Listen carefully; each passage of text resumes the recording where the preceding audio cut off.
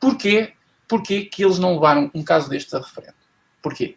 Porque sabiam que isto não ia ficar em bons lençóis com os portugueses a darem a sua opinião.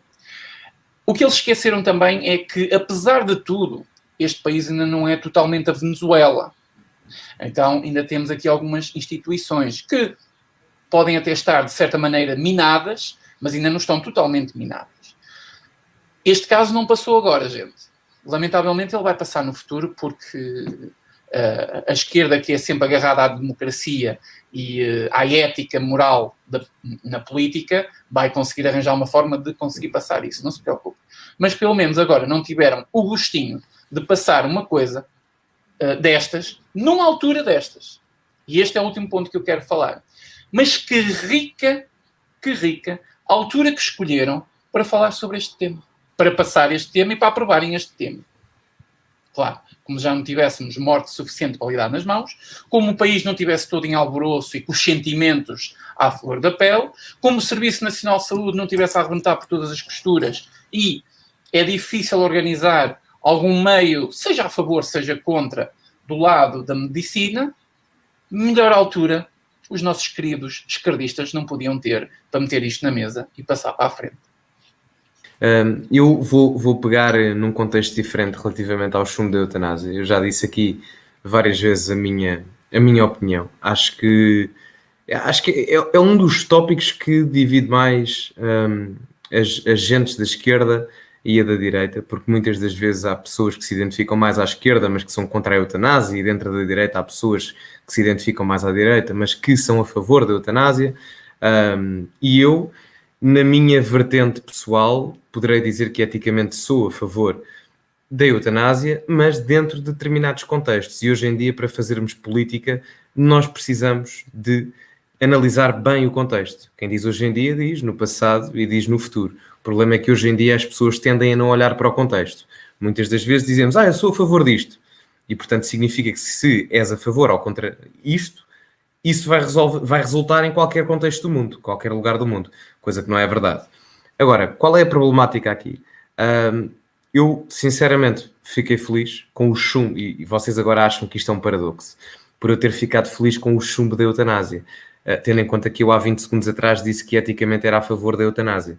A questão é que, para a eutanásia ser legal, nos parâmetros em que eu acho que ela deva ser legal, que é mesmo na última chance em que já não existe a mesma a possibilidade do paciente recuperar, já não existe conhecimento tecnológico e médico para recuperar a vida e a saúde ao doente, isso não pode ser aplicado em Portugal, porque Portugal, neste momento, é um país que tem um Serviço Nacional de Saúde que peca em larga escala. Nós temos pessoas que têm cancros e doenças graves que estão há mais de 1 ano ou 2 para terem uma consulta. Não estamos a falar de operações, estamos a falar de consultas. Portanto, um país, para aprovar a eutanásia, legalizar a eutanásia, tem que merecê-lo, na medida em que, para toda a gente que se eutanasiar, essas pessoas podem efetivamente dizer: foi mesmo a minha última chance. O Serviço Nacional de Saúde fez tudo ao meu alcance em termos legislativos, médicos e tecnológicos para que eu vivesse.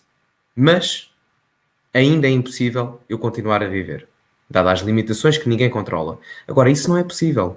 Tanto que a eutanásia é legal em países que são, em termos médicos, de organização e até sociais e culturais, muito mais desenvolvidos do que Portugal.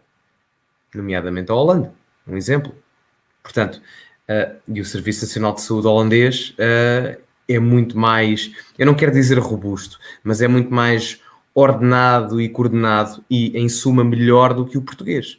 Essa é a primeira instância. Portanto, nós não podemos aprovar a eutanásia quando não damos condições de saúde num país aos seus doentes. Essa é a primeira.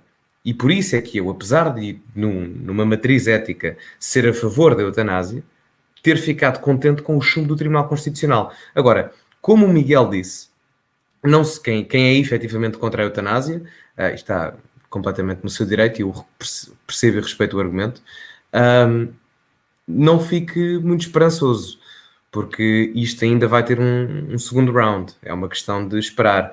Veja-se, por exemplo, que a esquerda parlamentar já está a pegar em exemplos estrangeiros, nomeadamente o espanhol, porque a eutanásia espanhola foi legalizada agora, recentemente, há poucos dias, e, portanto, a esquerda parlamentar vai pegar nisso tudo para que seja aprovada a eutanásia em Portugal, ok?